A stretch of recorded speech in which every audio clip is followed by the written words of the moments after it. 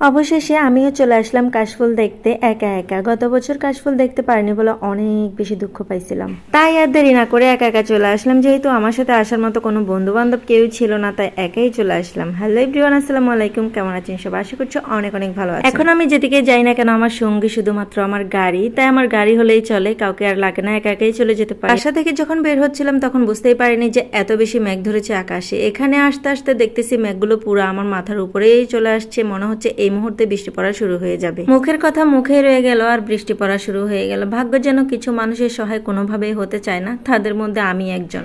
এমনিতে ঘুরতে নেওয়ার মানুষ নেই, একা একা ঘুরতে আসছি, তারপর যদি বৃষ্টি হয় কেমনটা লাগে বলেন তো? ইচ্ছে করতেছে কোফাল বেড়ায় ঝাড়ার বাড়ি মাত। কি আর বলবো, আসার সাথে সাথে বৃষ্টি পড়া শুরু হয়ে গেছে। আর এত বেশি বৃষ্টি পড়তেছে যে এখানে দাঁড়ানোর মতো কোনো জায়গাও নেই।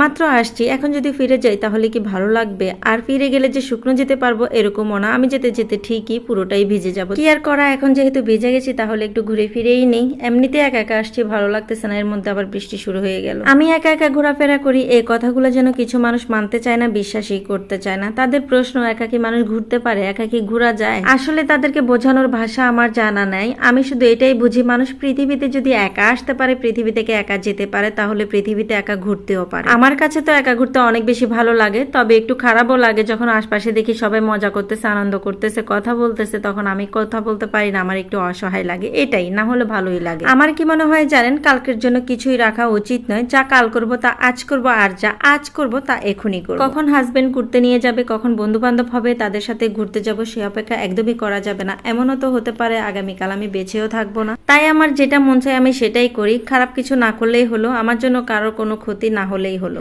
এখানে আসার অনেকক্ষণ হয়ে গেছে কিন্তু বৃষ্টি এখনো থামেনি। আর আমরা নাসরবান্দারাও এখনো এখান থেকে যাচ্ছি না, মানে সব মানুষই ঘোরাফেরা করতেছে ওই বৃষ্টিতে ভিজে ভিজে। আমার আশপাশে দেখতেছি সবাই ফুল ছিঁড়ে প্রিয় মানুষকে দিচ্ছে, আমাকে দেওয়ার মতো কেউ নেই, আমিও কাউকে দেওয়ার মতো নেই। তাই আমি কিছু ফুল ছিঁড়ে আমার গাড়িকেই দিলাম। ছোট ছোট বৃষ্টির ফোঁটাগুলাই যেন আমার গাড়ির সৌন্দর্য দ্বিগুণ করে দিয়েছে। এর থেকে বেশি সুন্দর লাগতেছে ফুলগুলো লাগাই দেওয়ার পর। ছুটির দিনে অনেক মানুষই মনে করে যে লম্বা একটা ঘুম দিব, ব্যাস আমার ছুটিটা কমপ্লিট হয়ে যাবে। এই যে দেখুন আমার পিছনে দেখা যাচ্ছে ছোট ছোট বাচ্চা কাচ্চা নিয়েও মানুষ ঘুরতে চলে আসছে। অনেক বেশি ইচ্ছে করতেছিল যে দুইটা ফুল ছবি তুলি, একটু ভিডিও করি। ফোনটা কাকে দিব কাউকেই বিশ্বাস হচ্ছিল না, যদি আমার ফোনটা নিয়ে দৌড় মারে। কয়েকটা ছেলে জিজ্ঞেস করতেছিল যে আপু ছবি তুলে দিব, আমি বলতেছি না রে ভাই, ছবি তুলতে হবে না, যদি আমার ফোন নিয়ে তোমরা দৌড় মারি চলে যাও তখন আমি কি করবো? আমার কথা শুনে যেখানে রাগ হবে, রাগ না হয়ে ওরা আরো উল্টা হাসতেছে, বলে যে আপু কি বলেন, আমাদের হাতে তো ফোন আছে, তাহলে আমরা ফোন নিয়ে কি জন্য দৌড়? অনেকক্ষণ একা একা ঘোরাফেরা করলাম, নিজের সাথে নিজে দুষ্টুমি করলাম। বৃষ্টিও থামতেছে না, এদিকে আবার সন্ধ্যা হয়ে গেছে। তো ভাবলাম যে এখানে থেকে কি করব, চলে। অনেক বেশি ইচ্ছে ছিল যে শাড়ি পরে কাশফুল দেখতে যাব, সেটা আর হলো না আমার।